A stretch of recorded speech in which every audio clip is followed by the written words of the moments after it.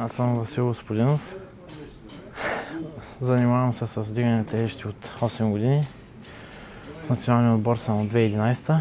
Амбицията ми е голяма да взема медал на Европейския шампионат и да влезна до 8 място на световното първенство за мъже.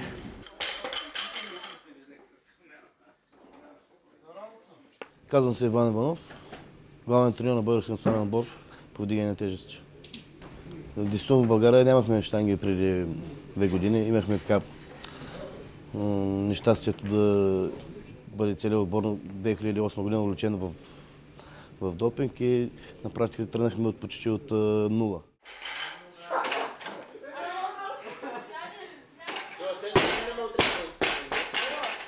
Бях доста разочарован, понеже щангите ни бяха на доста голямо ниво и ги гледах с интерес. Разбира се, няма как да избягаш толкова много хора наведнъж да стане този проблем. Това действително беше много тежък удар за българските щанги. Да, действително съм по-много предпазлив относно вземане на препарати, които са за възстановяване след тежки тренировки.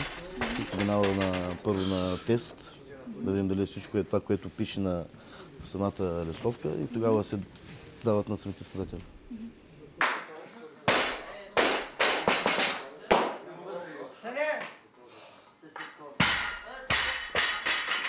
Те състезателите бяха доста по-малко тогава, сега вече нещата са в по-големи размери, вече имаме.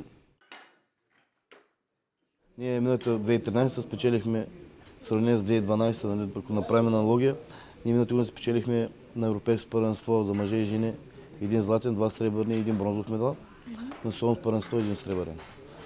А на световното първенство участваме от 2007 година за първи път.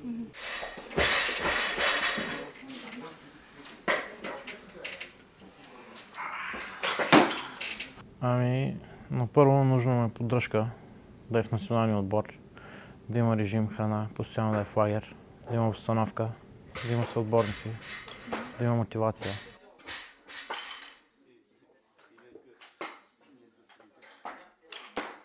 Всеки мисли така по принцип, всеки си вярва.